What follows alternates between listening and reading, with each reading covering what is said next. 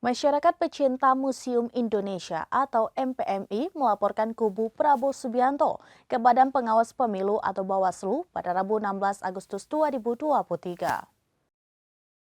Pelaporan ini didasari penggunaan Museum Perumusan Naskah Proklamasi yang digunakan untuk deklarasi dukungan Partai Golkar dan PAN untuk Prabowo sebagai bakal Capres 2024. Ketua Relawan Ganjarian Spartan DKI Jakarta yang mendampingi MPMI untuk melaporkan kubu Prabowo, Anggiat Tobing, mengatakan Museum Perumusan Naskah Proklamasi merupakan gedung bersejarah yang menjadi tempat perumusan naskah proklamasi kemerdekaan Indonesia yang dimiliki bangsa Indonesia tanpa memandang suku, agama, ras, dan antar golongan atau kepartaian.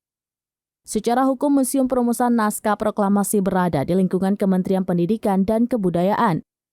Pada acara deklarasi dukungan Partai Golkar dan Partai Amanat Nasional atau PAN ke Prabowo Subianto pada hari Minggu 13 Agustus 2023 lalu merupakan kegiatan politik kepartaian yang memiliki kepentingan politik tertentu.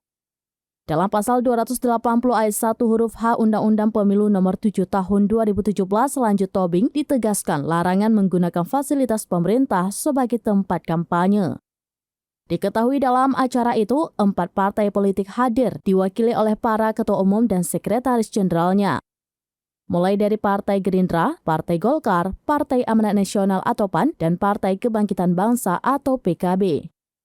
MPMI juga menilai tindakan kubu Prabowo merupakan upaya membelokkan sejarah dan mengatasnamakan sejarah perumusan naskah proklamasi yang seharusnya menjadi pengingat kemerdekaan dan persatuan bangsa Indonesia, tapi dimanfaatkan dan mau dibelokkan menjadi kepentingan pencapresan Prabowo belaka.